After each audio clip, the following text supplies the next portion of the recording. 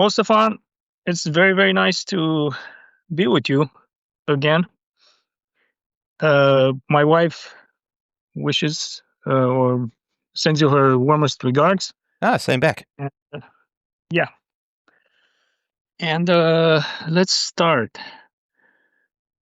Um, I wanted to talk a little bit about my work, but since I've listened to one of your uh, not so recent talks, but quite recent, the episode on why your books are not reviewed by anyone, especially people of substance.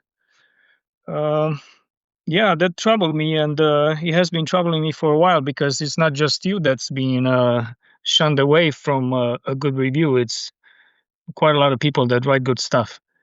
So, can we delve into this topic a little bit? Yeah, I think it's a great topic. So yeah, go ahead. Okay, so would it help if I tell people a little bit more about myself? So Sure. they're gonna take my 2 cents with a little bit of uh, how should I say, maybe courage, and not think that I'm you know just a nobody. Anyway, so I have a PhD in information management. As you know, I've got my PhD in Taiwan. I lived there for a while, so um, I've been able to experience quite a bit of cultural differences, uh, different ideas, different ways of looking at life, philosophy, the whole 9 yards. So I think that pretty much gave me some intuition and some takes on philosophy, especially, and how to deal with certain things. Um, Let me go back to um, what.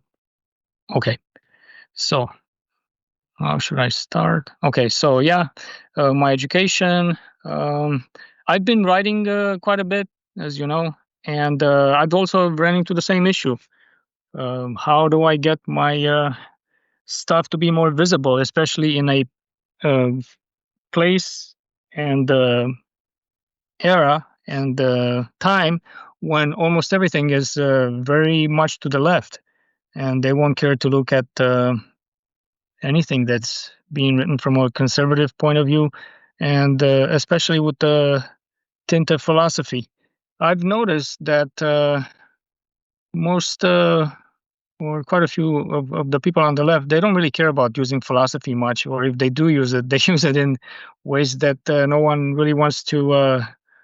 I mean, normal people don't really want to deal with it, So, um, well, I a lot of people may think or say, "Hey, Dan, you don't really have a following on X or YouTube, so why would your 1.5 cents matter in this philosophy thing?" But as you well know, Stefan, truth is truth, whether one person speaks of it or 1 million speaks of it.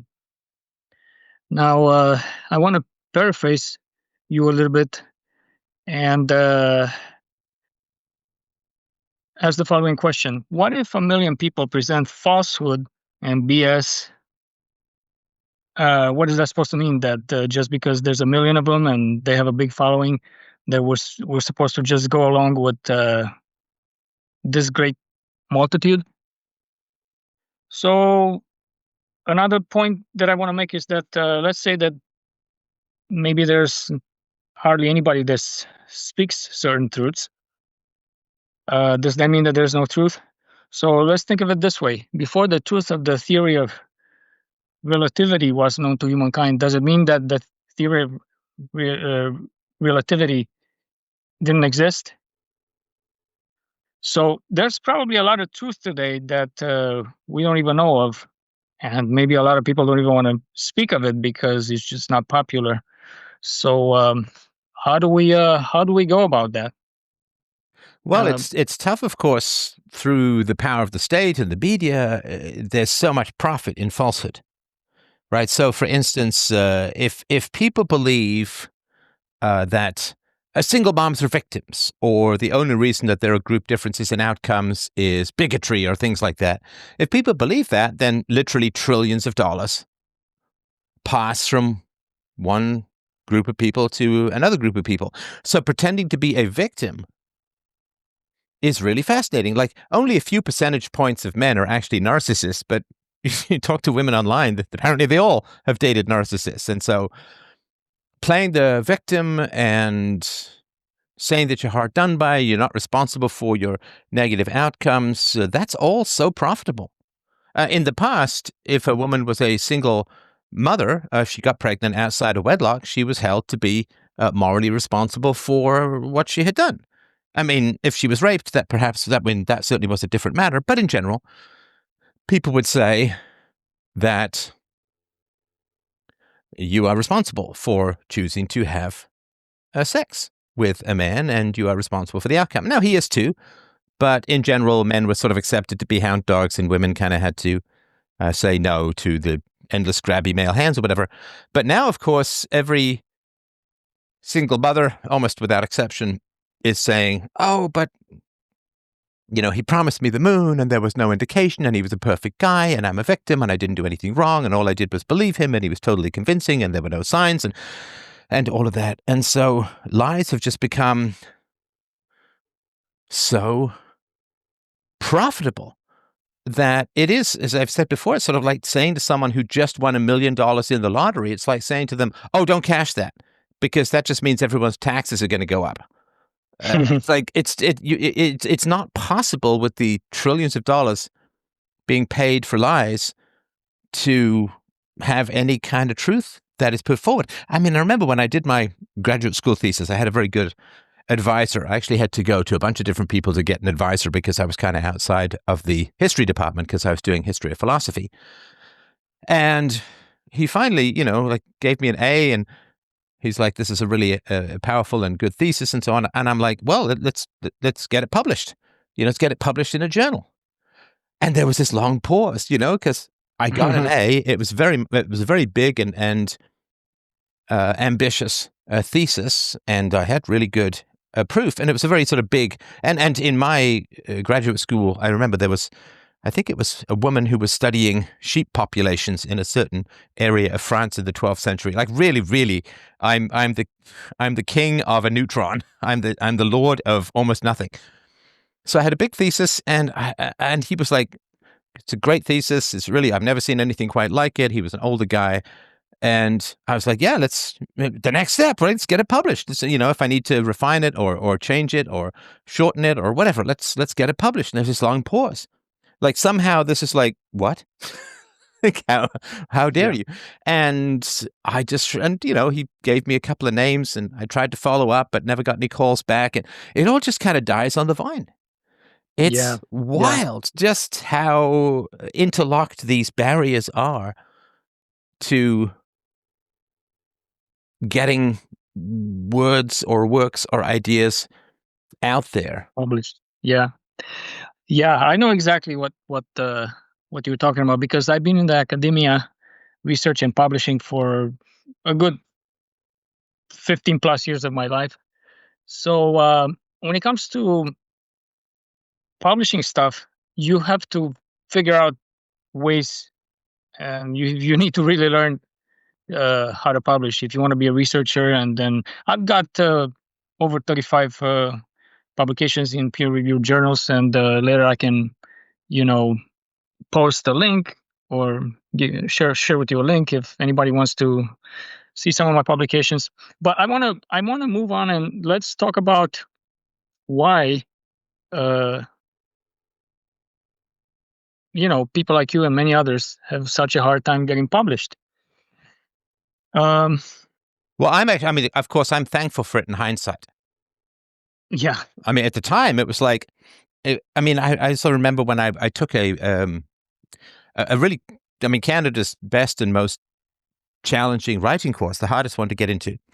And my first teacher hated my writing, and my second teacher absolutely loved my writing because, I mean, it's not objective, I guess, to some degree. And I got really great feedback and really worked hard on my novel. This was my novel, The God of Atheists. And I then got referred to an agent who then had somebody with a PhD in literature review the book, and I've never seen anything like it. I mean, I read it somewhere on a podcast many years ago. Like, this guy was like, finally, we have the great Canadian novel. This is the most magnificent work I've ever read. And from a new author, this is incredibly exciting. This is going to put, Canada's Canadian literature on the map. Like, it really was an insanely positive review. And I remember thinking, well, this is it. I'm going to go and be a writer. And that's kind of what I wanted to do. I was in the business world. And at that point, I was I was director of technology for a medium-sized software company. And I remember, like, every single time my phone rang, I'm like, here it is, my exit call. I'm being dialed out of the matrix kind of thing. And nothing. Okay, so in regards to what you were just telling me, I want to bring something. I want to bring something forward. So, in my line of studies and research, I've done a few different fields. So I've done studies in and research and teaching in business studies, healthcare management, and public health. So, if, for example, I was going to publish something, an article or a review or anything like that about public health, and I wanted to submit it to, for example, the International Journal of Business Management, do you think that public health related article would have been published? Well, it certainly would be a topic that they would be interested in, I'm sure. Yeah. If it has something to do with international business management, maybe. But because public health related material is hardly ever involves international business management, because it's mostly localized. So most likely no. So what I want to focus on is that this new field that I think you're trying to bring forth, which is a philosophy based on Judeo-Christian values, but not necessarily a religious with a religious stake. In other words, we don't necessarily have to believe in the Judeo-Christian God in order to promote philosophy, or in order to do the right things, and so on and so forth. So, having said that, the major issue here is that there is no any kind of platform or journal designed for your take on this viewing life. Well, okay, philosophy. so I hear what you're saying, but if it's going to be my take, then I understand it shouldn't be published, because that would be No, it like a should be movie published. review, or this is my opinion or perspective on this movie. Yeah. But if I'm actually proving something philosophically, then that's not a my take kind of thing. It would be my thesis based upon Right. a fairly close reading of 4 major Western philosophers. Absolutely. So it's not a take thing. It was like, this to me was really, really important. I explained something foundational about, the philosophers who believe in higher reality always end up advocating for dictatorship, and the people who believe in empirical objective reality ended up with limited constitutional republics or democracies, smaller government, and so on. And I sort of explained all why, and I gave examples from each of the philosophers, and it's like a good 100-page, tightly reasoned thesis, and lots of good examples. And so I thought this was a pretty great argument, a pretty great idea, and it was validated in the text, and it was something that was actually useful in the world. So when you start talking about the collective good, or the good of society, or collectivism as a whole, that you're going to end up in tyranny. Or when you promote mysticism, and there's a mysticism on the left too, which is that everything is a group phenomenon, right? There's only races and classes and genders and so on. Everything's a group phenomenon, that you're going to end up with totalitarianism. And I mean, it seemed like a pretty important thesis, but Yeah. Nothing. Yeah. And not even disagreements. Not even like, well, here you've misquoted this, or this is wrong, or that argument doesn't follow. Nothing. It's just like it doesn't exist. Right. So let me bring in my next point that hopefully this will make some sort of sense, and hopefully will give everybody some intuition and hopefully a a good take on how to solve this issue. So a while back, when when computer technology and computers were uh, getting more powerful and better, um, they start to develop the medical system to adapt to the to computers and to medical informatics. Now, um, that's how the electronic health records came about, which is phenomenal because now you don't have to look for files in cabinets, and they can be easily sent from hospital to hospital to patients to different physicians and whatnot.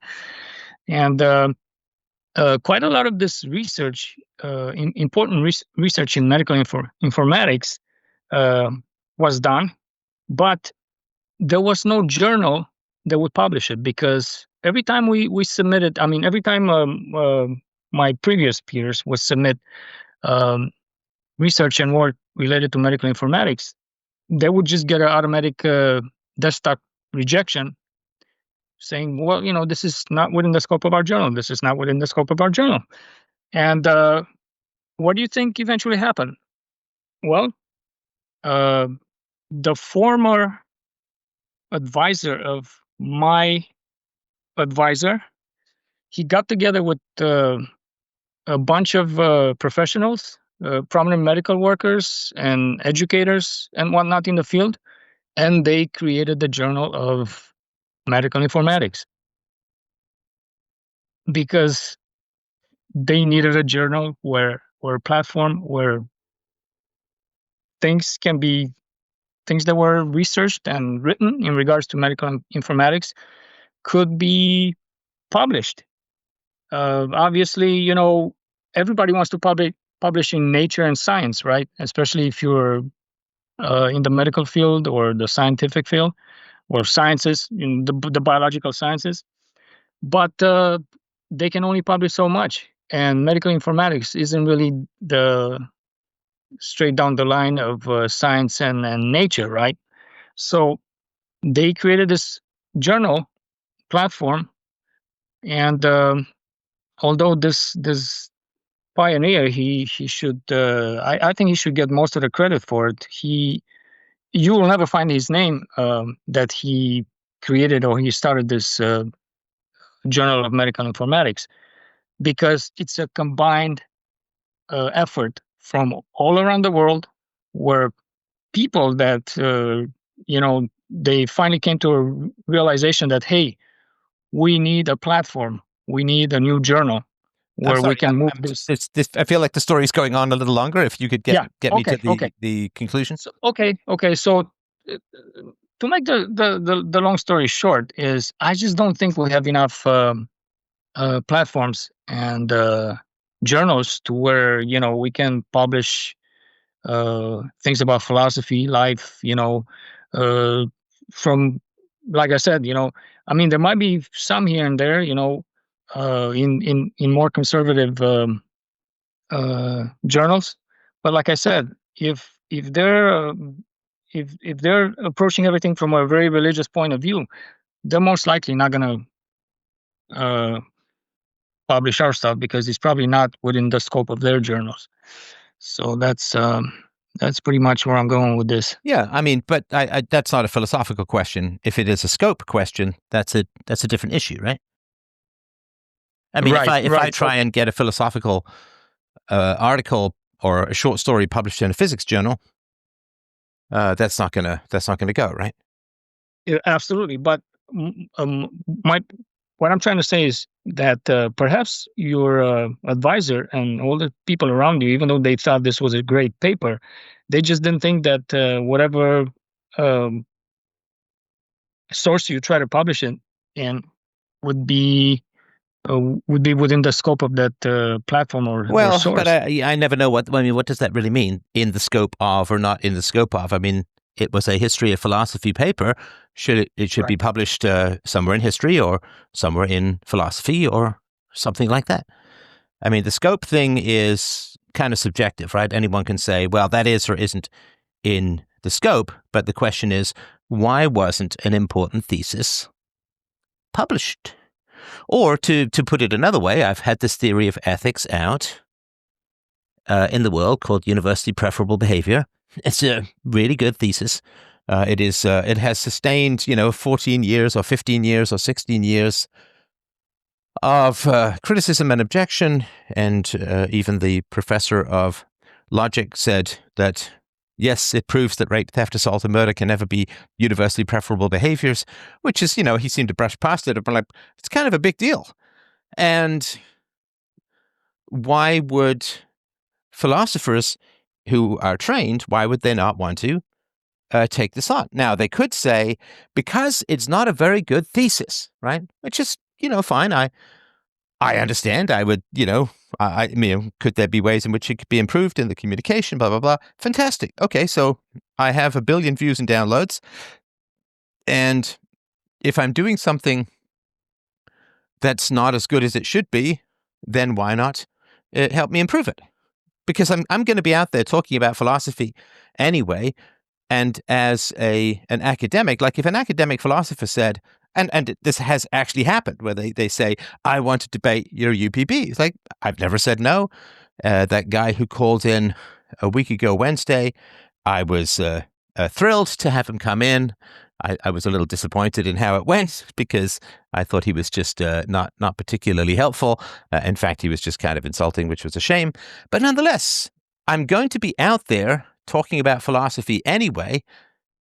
Why not come and talk about it with me? And this, even before I was controversial. I guess I was controversial kind of from the beginning. But why not come and talk about it and help me improve and so on? And that's always a big question. Like I'm going to talk to the world about philosophy. If you think I'm bad at it, then call in and show the audience what a better philosopher sounds like and what a better reason and evidence sounds like and so on.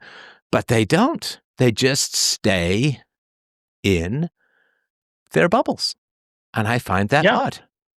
Yeah. Well, from my experience with academia and publishers and editors and whatnot, your advisor and professor, whatever his title was, he most likely knew a lot of the editors and the reviewers of those journals. And if he was, in order for you to get your publications in, I mean, me and all the other researchers and publishers and whatnot, you have to sort of like befriend them, and you gotta kind of like be smooth and all that. And then if all of a sudden you throw someone their way that that is very controversial, it's not gonna look good for you. So I'm assuming that that's what they were looking at, or that's what they were thinking about. Like, how could you recommend this? Okay, and now maybe I can understand that when I sort of became a more public figure, but I mean, this is back when I was completely unknown. Yeah, well, okay, I'll give you another example. I've had a guy in my PhD program, information management. He was really good at computer science, and he wrote a I think he wrote some protocols for security and stuff like that even his advisor wouldn't really understand and wouldn't really know what to do with. I mean, this guy was phenomenal. He was really, really smart. So his thesis and protocols sat on his advisor's desk for quite some time, until another guy happened to come to his advisor and took a look at it, and he's like, "Hey, man, this is really good stuff." He's like, "Well, I don't really know what to do with this guy." And this friend of the advisor said, "Well, can I work with this guy? because we can take his ideas to the next level. So he did that, and this guy, eventually got published and got his PhD and whatnot, and everything was great.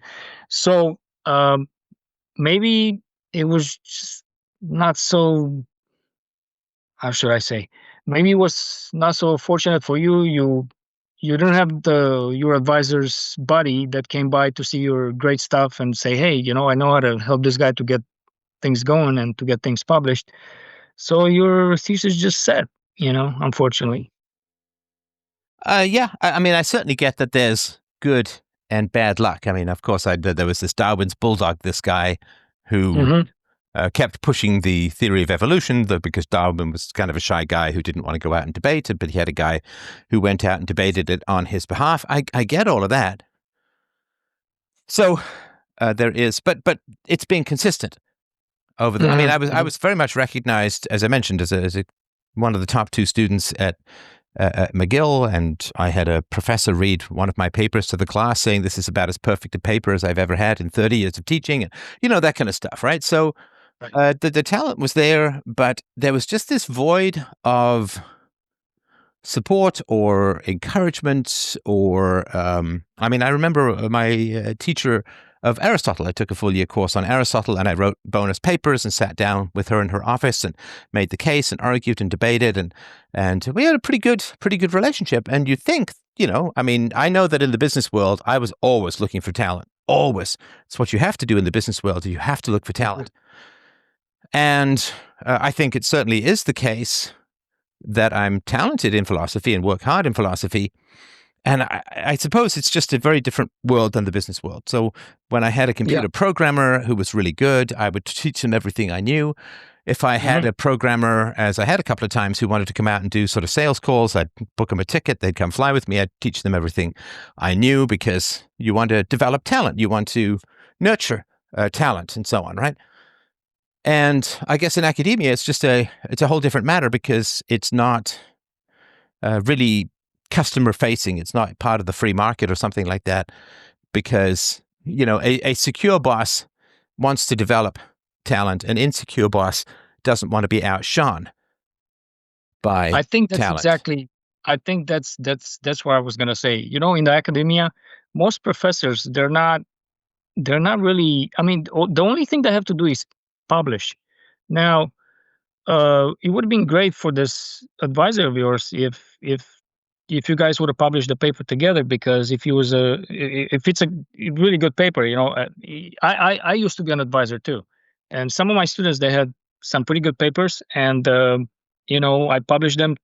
I I helped them publish, and I got credit too. You get credit as first author, and then you get credit as a co-author, or as a corresponding author.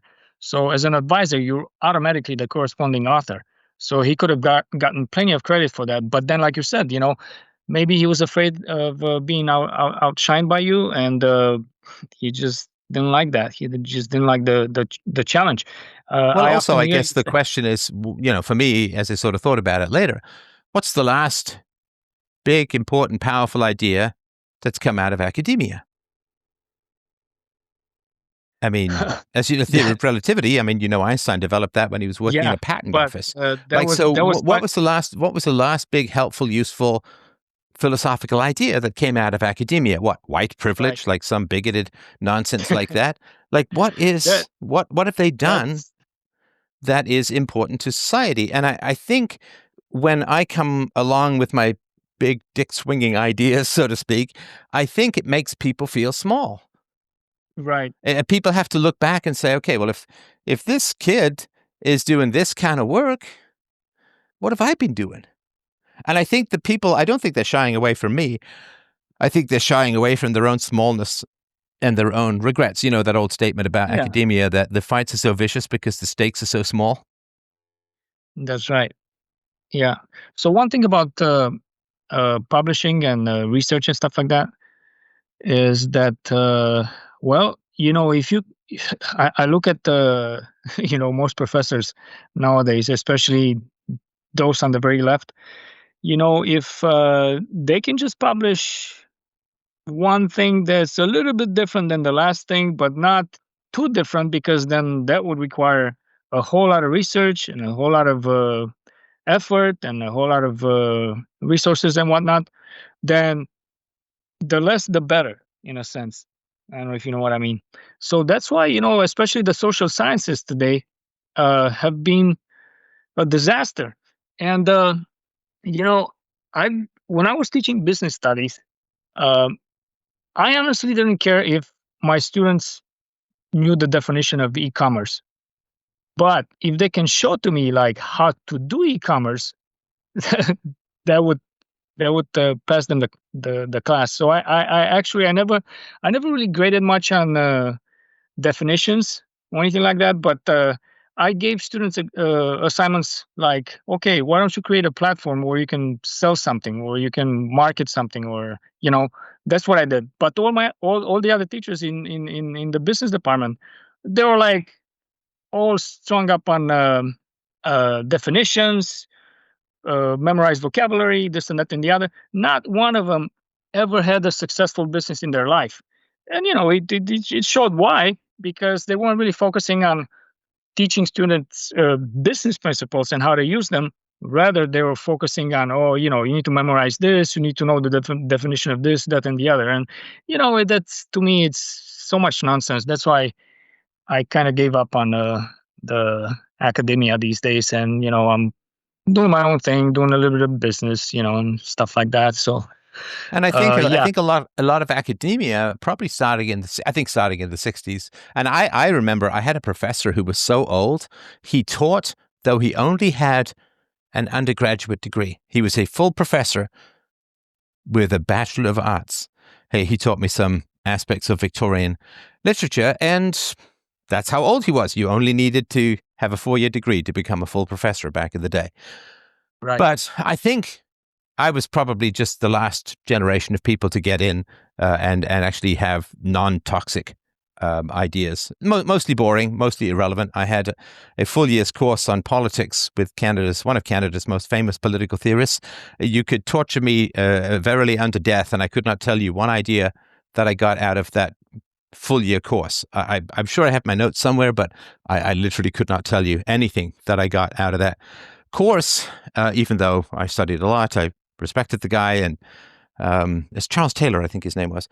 And I was like, it's like nothing. I can't remember a single thing. I remember being up in the classroom. And I'm pretty good at remembering things, but I don't remember a single thing. So I think the change in the 60s was academia went from navel-gazing irrelevance to an active worm-tongued servant to the beasts of power. And I think that's one of the reasons why my thesis was not scooped up, because now ideas are all evaluated relative to, does this serve the pursuit of power? If it does serve the pursuit of power, fantastic.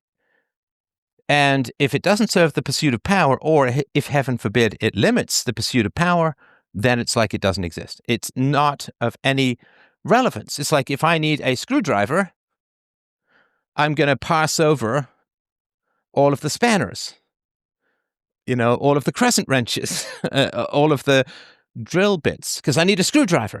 So that's what I need. And so I think the sorting mechanism, certainly in the arts, has been, does it serve power? Right. If it doesn't serve power, and my thesis would limit power, because my thesis says, here's the root justification for power, which is mysticism, and here's the proof in a variety of philosophers. And so I think the pause for my professor back in the day, to mind read a guy probably long dead, but the pause in my professor's mind was, well, this is a great thesis, but it does not serve the pursuit of power, so it's not going to get published. But I don't want to tell you that, or I don't want to admit that to myself, so I'm just going to have this long pause, because not only does this not serve power, but it actually serves to try to limit power, which means it's definitely not going to get published. Yeah, that's yeah. So you pretty much answered your question, and the question that I had for that I was going to actually talk about to you. So going back to the point that I was trying to make earlier is that how do you feel if our philosophy community is going to maybe over the next few weeks, months, years, what have you, just develop a platform and or a journal where people that have our point of view, not necessarily our point of view, but people that actually do studies and write material that's suitable to this specific point that we are just talking about, which is less power. Uh, I'm sure that this can help. This can help philosophy, can help the world, can help people in general, because there's a lot of great stuff that never gets published because nobody would publish Well, it but published, specifically for. what happens in general is the journals get sent around and read by various faculty. And Mhm. so if you were to create a journal that was, say, anti-leftist or pro-free market or whatever, I mean, outside of maybe specifically economics articles, because there's still some respect Mhm. for market principles in economics. But if you created this journal, who would read it? Who would put it around? Who would pay for it? How would it influence anyone? And I'm Uh, not saying it wouldn't. I don't see the path by which it would, but yeah. that doesn't mean Well, that it I wouldn't. It just don't. means I can't see it. I'm not saying that this should be necessarily an academic journal. I would like it to be more of a I don't know. Have you ever heard of this journal called Quillette or Oh yeah, Quillette? yeah, for sure. Okay. Well, what do you think of it? Give me your take on that. Well, I'm not an expert, but my understanding is that they do publish a wide variety of things, but they also publish Yeah. some things that would be considered anti-leftist, politically incorrect, or non-woke. I think they used to publish that a lot more in the past. I think they're being very, very friendly towards the left these days. So I don't know why. It seems to me like okay. So are you familiar with how this journal or platform got started? No, but I'd love to hear the story. Sure. So Claire, which is the founder of this thing, Sorry, Claire. What does that she mean? Oh, it's a Claire. so what's the That's full the name? name of the lady. Yeah, she's the founder Yeah, of Quillette. I don't know that a first name basis makes much sense to people. What's her full name, if you know? I think it's Claire Lederman or something like that, Okay, or all Letterman. right, that's fine. Yeah, I mean, Claire. It sounds like Claire from down the road who we borrow sugar from. Oh, But okay, so let's just say Claire. So go ahead. okay. Okay. So she had a great idea to start this platform for free thought, which now I think is just free thought for the left, not so much for the right, but or conservative views. But regardless. So she invited a bunch of prominent figures to when she said, "Okay, I got this platform, journal, what have you." So she invited a bunch of very prominent figures like Jordan Peterson, a few other conservative, famous people. The not all of them academicians or academic people, but people that were either successful in life, in business, what have you, and whatnot. So they all published like a bunch of papers, and this helped her to get going, to get famous. So they just published like not academic articles or anything, but just articles about life, about common sense, some philosophy here and there, and stuff like that. And this is what got her going. Now, once she got going, of course, she couldn't always pay these people or invite these people to constantly write for her because these people obviously they don't have time to just constantly keep up Quillette. So then now everybody can actually send the publication to Quillette. So I don't know, it kind of lost its initial goals and stuff like that. And I think one of the lead editors, she's she's a lesbian feminist, which I don't think that. I mean, just because you are what you are, it doesn't mean that you can't be a good editor. But the thing is, obviously you're gonna uphold your political views, and you're not actually gonna allow through things that you find contrary to your views. So I think that's why whenever and I think Claire might have made a mistake by hiring this person to be like the biggest in charge, because I could tell the last good papers I read in Quillette were probably 2019, 2020. I haven't seen anything decent. I haven't really seen anything conservative for the last few years in it. So I don't spend as much time in it anymore, and I don't know if you do or not anymore either. But No. I used to spend quite a bit of time reading articles there, because I found pretty good philosophy in some of them. And I don't know if you read anything about from this former academic guy. He was a professor, one of the very few professors that is conservative. I think he was teaching psychology or something like that. His name is Sergio Klausman or Kleinman or something like that. He was a Jew that migrated from Romania, so he was very pro free market, anti-communism and all that. And I think the last time they published him was in 2019. I'm kind of curious why, because he used to write some really good stuff for Quillette. But I assume once they changed,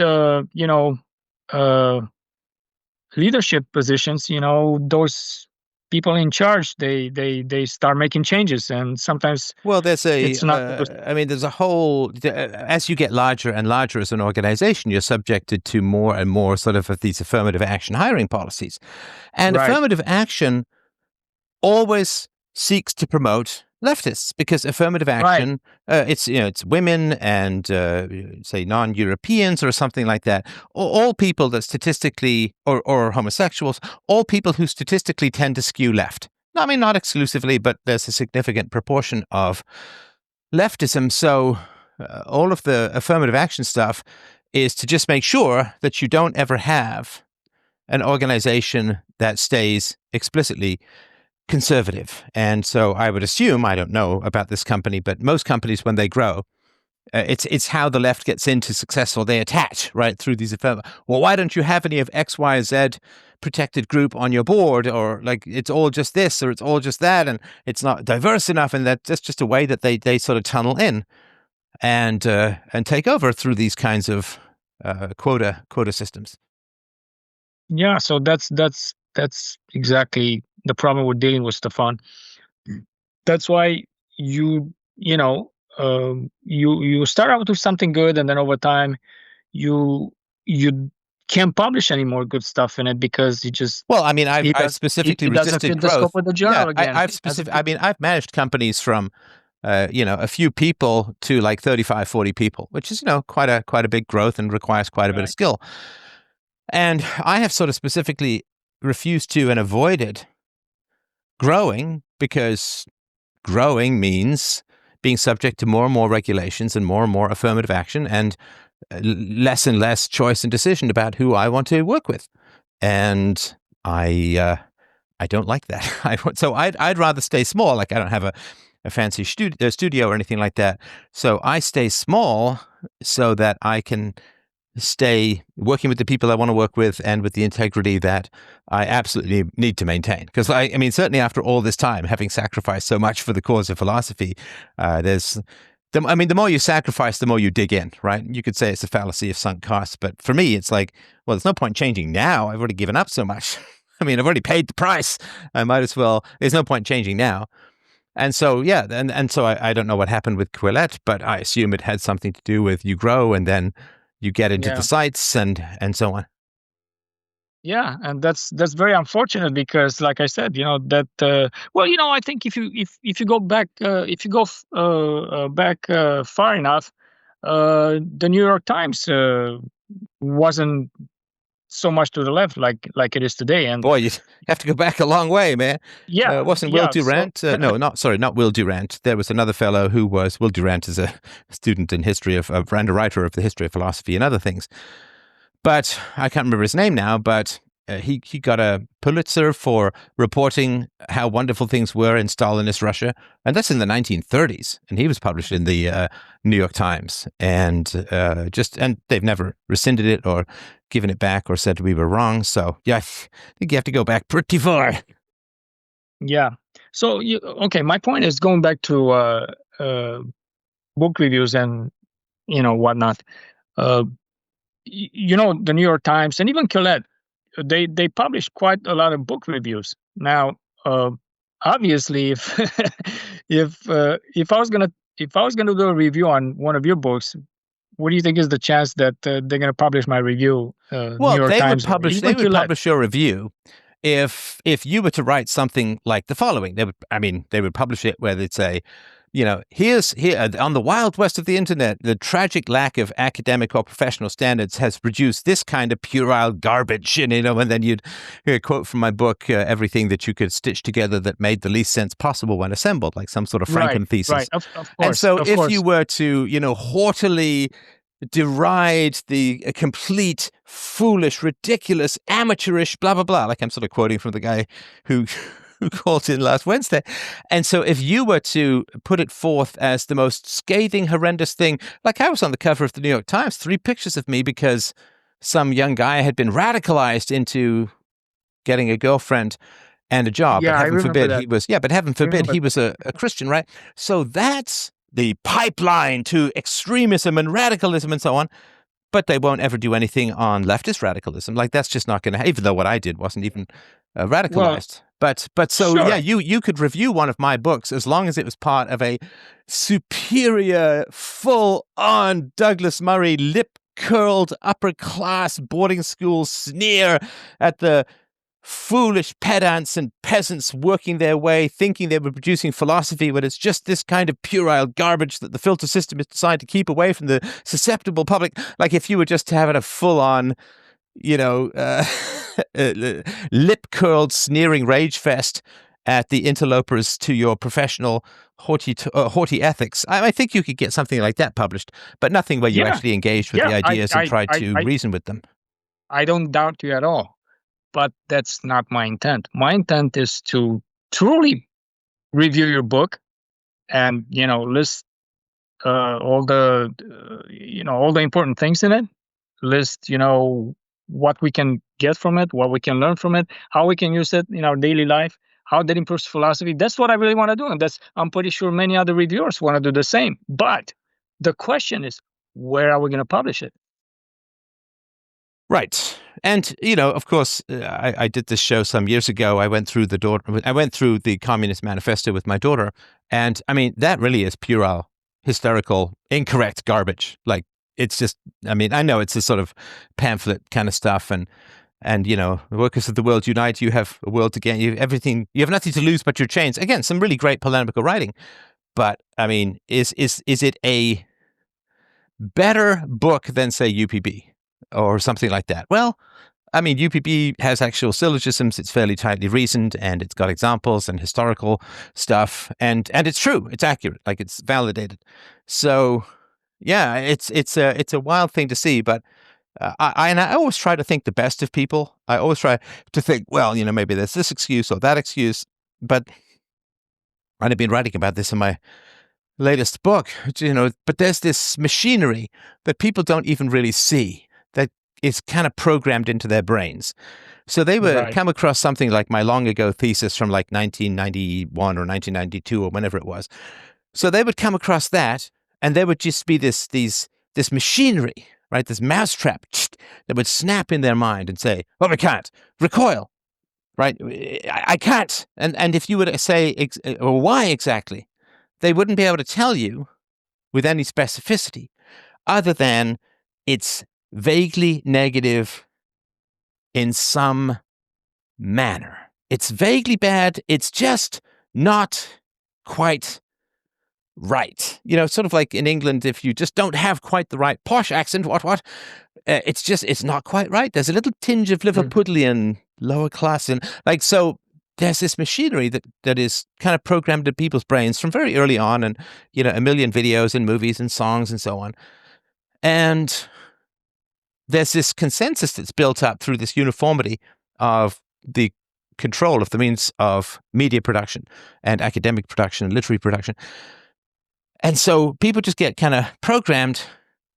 I think of sort of the Bruce Hornsby and the Rangers song, The Way It Is, it's just, they passed the law in 1964 to give those who ain't got a little more, but it only goes so far, and racism, and the people just get, it's a pretty song, but people just get they get this machinery set up. There's this machinery that guides people, that moves people around like train tracks, and they don't even know it. They think they're choosing stuff. So I think for the most part, if somebody were to be handed a book of mine, there would be an instinct. The machinery has said, you must reject this. This is bad. Yeah. This will harm your career. This is going to be viewed negatively. And it doesn't, it's nothing specific. It's not because of the why. It just is wrong think. It's bad think. And I wouldn't mind that in particular, except particularly in the realm of philosophy. These philosophy professors were all studying rebels who were most often dismissed or raged against in their own day. I mean, Socrates, sort of the founder of the modern philosophical tradition, was, of course, as you know, charges were brought against him by Miletus, and he was hemlocked to death. And so these people all study these moral heroes who stood up against the slings and arrows of outrageous prejudice and hostility and anti-rationality in their society. And everyone who studies Socrates thinks he's Socrates, but most of the modern academics are just Miletus. And there are new Socrates that they simply scorn and attack and reject, and everyone thinks that they're the hero, but they're actually the villain and the petty villain of the piece. Right. So now that, I want to go back to some reference you made that perhaps when before you're famous and all that, and you wrote the good thesis, it would have been way easier for you to get it published or to get a good review on it, because people just didn't know your take on philosophy, didn't know your take on a lot of things, including free sorry to markets. interrupt, but the fact that I'm saying small government means more free market, and the fact that I am, I had positive things to say about John Locke. I had positive things to say about Adam Smith, of course, founder in many ways of sort of modern free market, invisible hand theory. And so even to have any positive references to any free market thinkers, that's enough to just, I think as Michael Malice said, most people's minds are just a series of mousetraps designed to go off when certain sounds are heard and certain stimuli is heard. And most people, they're like, to use another analogy, they're like, I was walking the other day at night with my daughter down some lonely road, and there were all these dogs, and she said, no, I think they're on electronic collars. And I'm like, oh, I don't know, let's turn back, just in case, right? Just in case. And I think most people are just on these electronic collars, but they don't like to think that they're on electronic collars. It's sort of sour grapes kind of stuff. So everybody is on these leashes.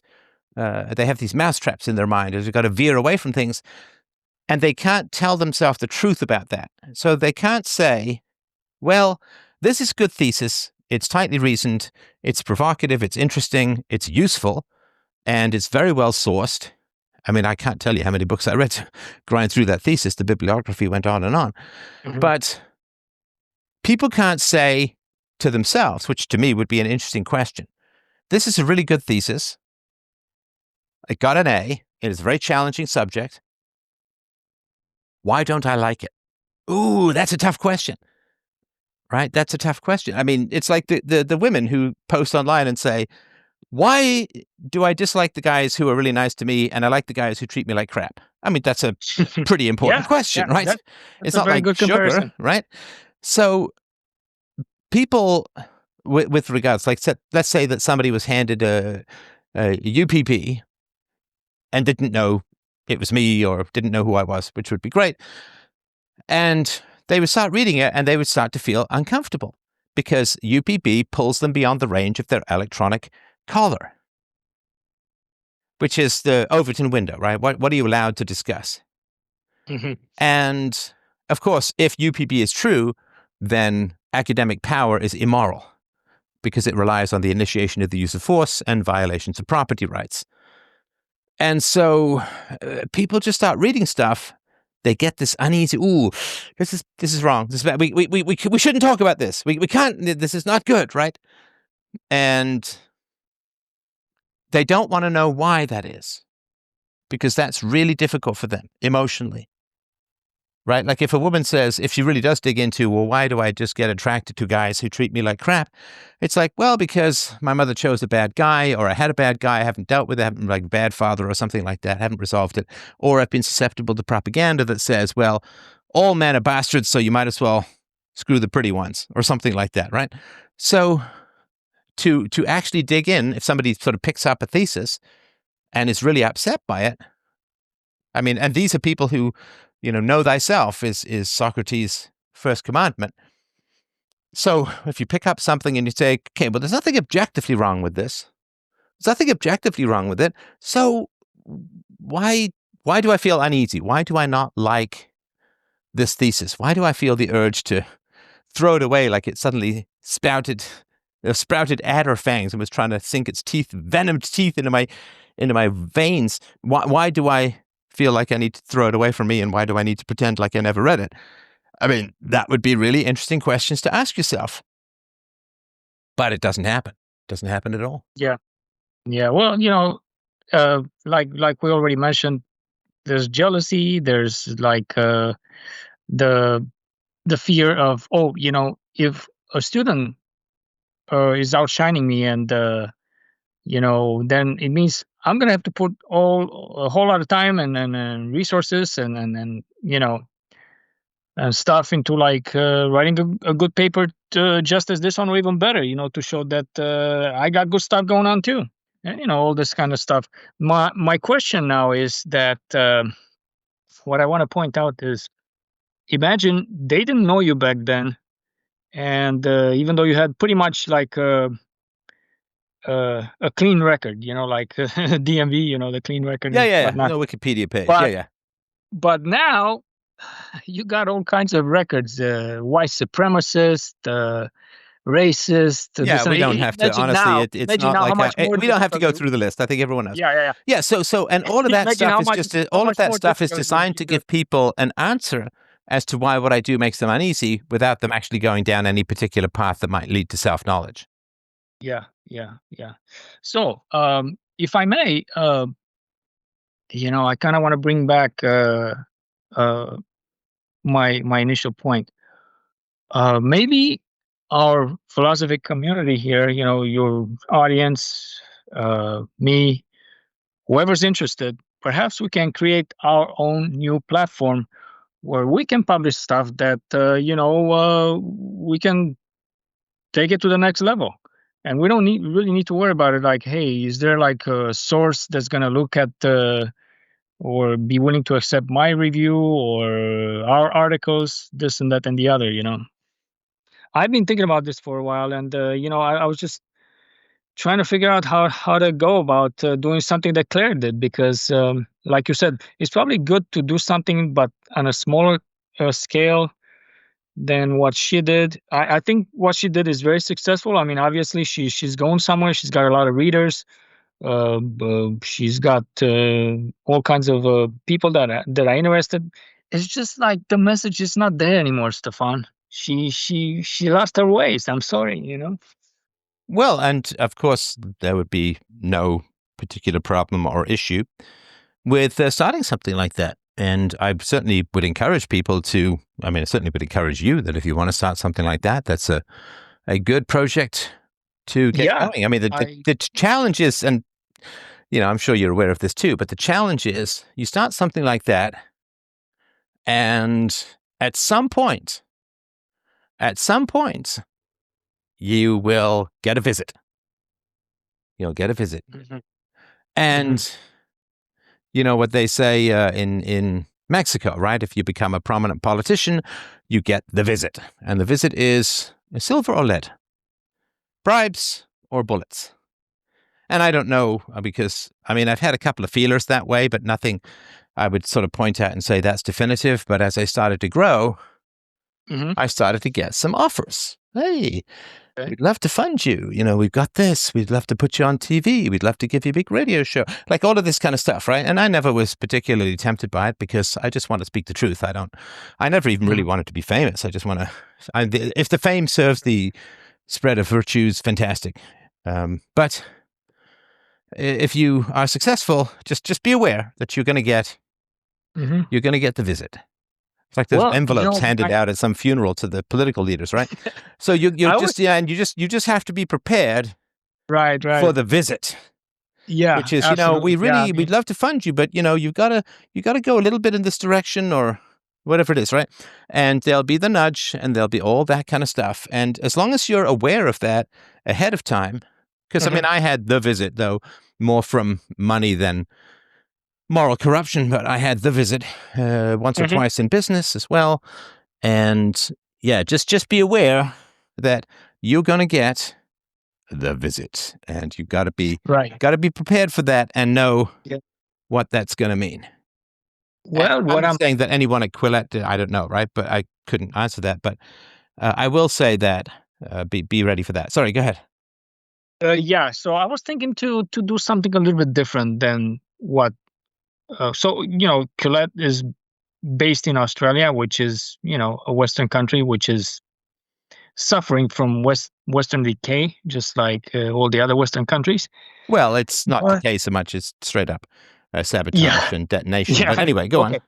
So anyway, my take is, or my approach is to maybe base myself either in Asia or Eastern Europe, where it's a little bit less problematic than it is in the West, and hopefully we can keep this thing going to to a little bit further than Quillette was able to, because Quillette started out around 2015, and I think it lasted about 4 or 5 years. So I hope to, if we do start something, to go at least 10 years, or more, or as many years as we can, but more than 4, that's for sure. Yeah, and I think again that has to do with how quickly you grow and what happens when you get the visit. Yeah, and I think if this thing is going to be based either in Eastern Europe or somewhere in Asia, it's probably going to be a whole lot different than it is in the West. So that's what I'm hoping that's going to make the difference that Colette couldn't make, because I'm pretty sure that when Claire started this whole thing, she wanted to be different than the New York Times, and she wanted to review. She wanted to accept all kinds of reviews, perhaps all your books and your articles and whatnot. And perhaps in 2015, 2016, if I knew you back then, and I would have written a review for you, a decent review, not just all kinds of nonsense and bashing and this and that, and the boring stuff. Yeah, it would have probably been published in Quillette back in 2015 or 2016. But that was the pre-Trump thing, so that's although I guess I was just starting then, I suppose. But so good luck trying to do it now. That's I think it would be tougher now for sure. Yeah. All right, and when were you thinking of starting it? And is there anything that you wanted to? I got to stop soon, but is there anything that you wanted to mention to my audience about how to pursue this? What I wanted to ask the audience is, any people that are interested to help design such a platform, they can email me. They can also have access to my writings on Medium, and I also started a Substack, because Medium is it's just not a good place to publish anymore. Oh, is that right? And what's the issue with Medium these days? Oh, they just they just if you write from a conservative point of view, they just kind of shun you, and they just don't allow you to be seen by anyone. But if you write crazy lunatic leftist stuff, you're gonna get pushed all the way to the top. Right. So yeah, I mean, the guy is hard to the left, the director, the founder the same. So it's just a pity that everything that the left touches just goes to crap, and you can. I mean, what exactly do you see that's being pushed to the top on Medium these days? Just nonsense about Trump, how bad Trump is, how he's gonna take us to ruins, and he's going to destroy democracy, and this, that, and the other, and stuff like that. I mean, you can't see anything that's being propagated to the top that's decent philosophy, decent life lessons, or just simply anything decent, So, but I mean, I've got a bunch of articles there that in the past they have gotten a lot of views and attention and stuff like that, and it's just a pity to keep writing for a place that they're just gonna shun and block everything from being seen by the general public. It's just I mean, it's kind of like like when you were first banned from YouTube and you had your small audience and stuff like that, and you try to do different things. So I've been trying to do different things since my my publications on Medium. They have been kind of like blocked, and I haven't been exposed to the general public as much as I used to once they learn of my views and my opinions and stuff like that. So, but just like I'm trying to follow in your shoes, and I'm hoping to do something different, and just like this former advisor of my director, he got the academic and the scientific community to all go in on creating this new journal of medical informatics, where a lot of good stuff that has propagated and pushed the field of medicine forward uh, was done because of his idea, but it wasn't just his effort. It was like everybody in the community. They said, yeah, you know what, we really need this. We can't get our research and publications in Nature and Science because they're just not meant for that. And obviously, they already had too many people trying to.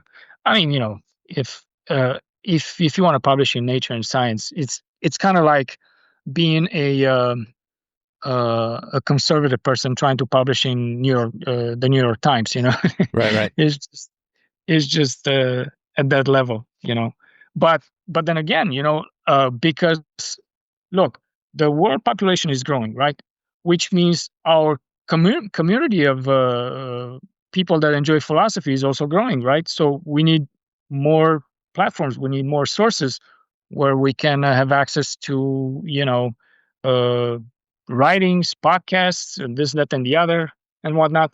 And just like you said, perhaps one day, even this platform that I'm trying to create right now might be too small to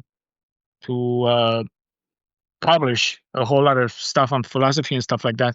But just like you often say, hey, we always need a good challenge to keep to keep focused and to keep sharp, right? So I hope that if we do start this thing, and it's gonna grow, and some days not big enough, I hope somebody else will start another platform, that promotes philosophy and common sense and what have you. And would you do you have any sort of sense of the ideal budget that you would be looking for?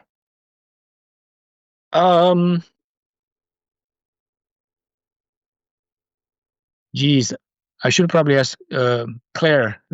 Yeah, I mean, if anybody who's done this kind of stuff before, it's just certainly, I'm sure you're aware. Like, if you have business ideas, then right. you need to. So I read how Claire started. She said she started in her garage with a couple of computers, so it didn't cost her much at all. Right. She got a bunch of help from people that really believed in her, dream and view and aspirations. So I'm hoping that I can spend some money definitely to help pay for some of the people that want to help and stuff like that. But I certainly hope that some people that are more or less like me, they have a job and they have some income, and they really want to take philosophy to the next level or to a new level. They can contact me and say, hey Dan, let's get this thing going. Let's help philosophy. Let's help Stefan. Let's do it. And then I have the ideas. I can really, because I've been an editor and a reviewer, and I know how to create platforms and stuff like that. I can give them ideas how they can help for us to create this joint project or group projects, just like the Journal of Medical Informatics was created, and now it's it's a flourishing journal, and it helps to move the field of medicine forward. Well, that's fantastic. Well, listen, I'll stop here, but I hope that you'll Okay. keep me posted about how things are going. And it's a very, very Okay. interesting project. So, And is there a way you can post my email somewhere for those that are interested to? yeah, give me the best email to contact you, and we'll publish it with the Yeah, show. Or if you and then want to, I'll also give you my Substack link and Medium and stuff like that, so people can.